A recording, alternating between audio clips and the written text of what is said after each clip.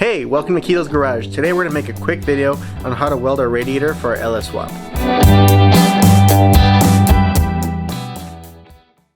So if you guys follow me, I'm working on a 1972 Pontiac Firebird and I have the radiator fit up, but I just noticed there's an extra fitting that I need to plug up. Okay, so this is my 1972 Firebird and this is my LS engine. It's a 6.7 liter LS with a bunch of different generations of parts on here. And then this is a radiator that comes from an LT1 Camaro and an early LS1 Camaro.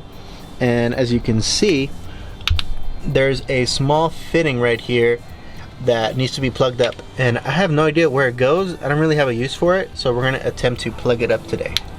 I have an extra one here that my dad bought, and it's the exact same radiator, and down here is the fitting, and we're gonna go ahead and attempt to weld it shut. Okay, so why are we welding our radiator when we can just get a much simpler option like going to AutoZone and grabbing these little caps that you can put on your radiator? Well, the issue with these caps is that they don't have any structure to them.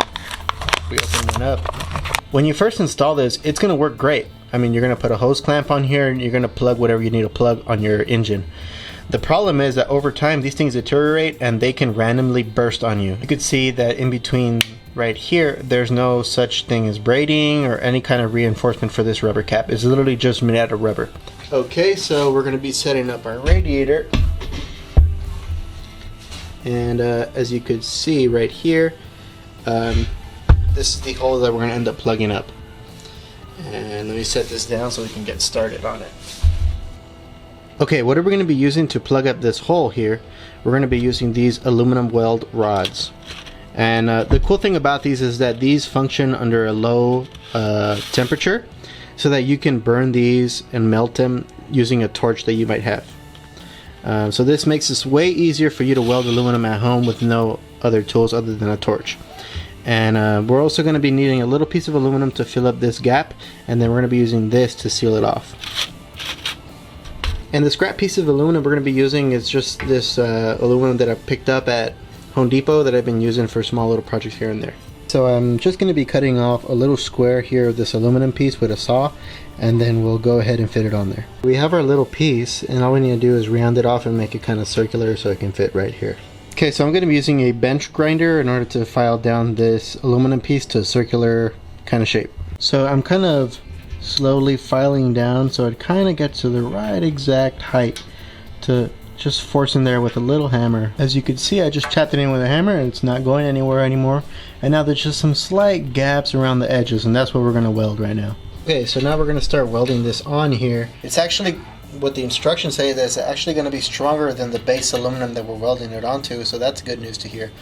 And for those of you guys thinking that, oh, it's too low a temperature that when the car gets hot it might melt again, we're talking low at like 700 degrees Fahrenheit, so that's really not going to happen because water evaporates before that, so there would be no case in where that would happen.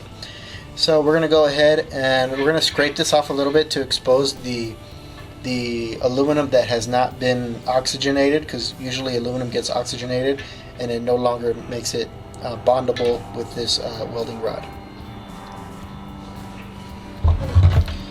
So I'm just going to file it down a little bit.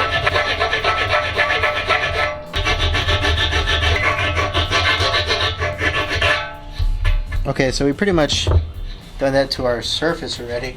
And now what we got to do is we got to heat up this aluminum. So I'm going to get a little torch.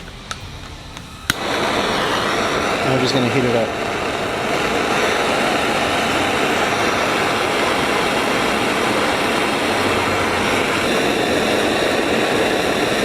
Okay, so at this point I'm gonna start applying this little aluminum rod and try to get it to melt into the little gaps that I needed to.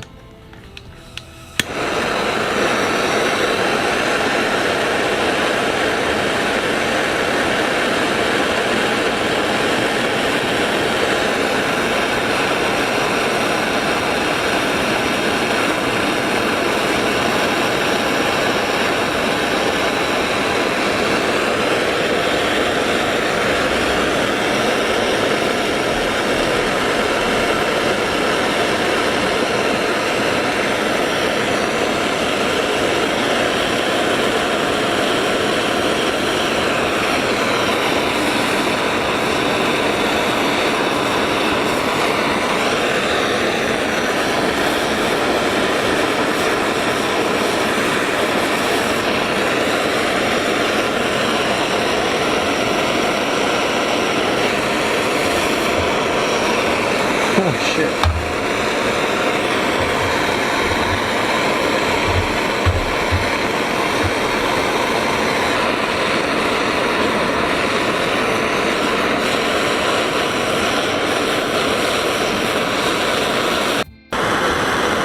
Okay guys, I'm going to show you just a little bit closer of how it looks, because I noticed I have a little bit of a gap.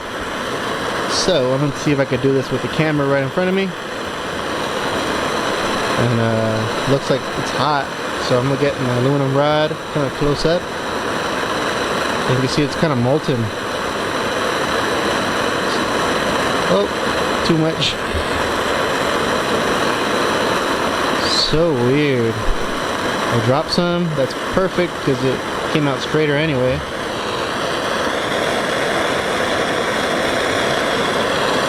Okay, so I have it propped up here, and as you can see, this is our weld that we're going to be testing. There happens to be a spout here, so we're going to go ahead and drop water in it.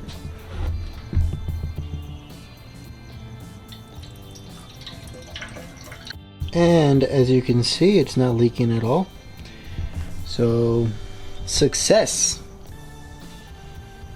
Well, there you go guys. That was kind of like a little hack that I just kind of invented on the spot. I've never actually used this aluminum welding thing, and I'm gonna be honest, it took me a couple of tries to get it to seal properly. The first time I tried it, I welded it, and then I noticed that it slightly got wet a little bit, and there might have been some microscopic hole. So then I went again and then reheated it up, and then I applied more aluminum rod, and then it was able to seal after a couple of tries. So it's definitely a process to get it to work properly if you never used it before. So, you know, there you go. Hope you found it useful. Thank you for watching. Bye.